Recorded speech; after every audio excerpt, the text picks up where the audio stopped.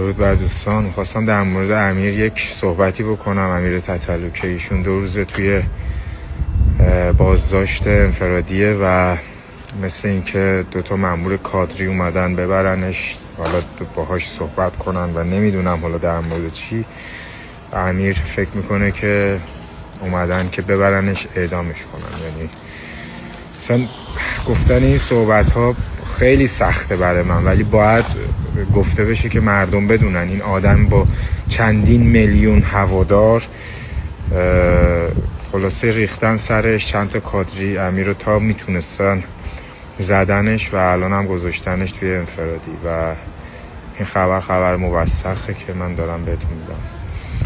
میخوام بهتون بگم که این آدم رو دارن توی زندان، هر جوری که میخوان باهاش رفتار میکنن، هر بلایی که میخوان سرش میارن و من دستم کوتاهه، نمیدونم بعد دیگه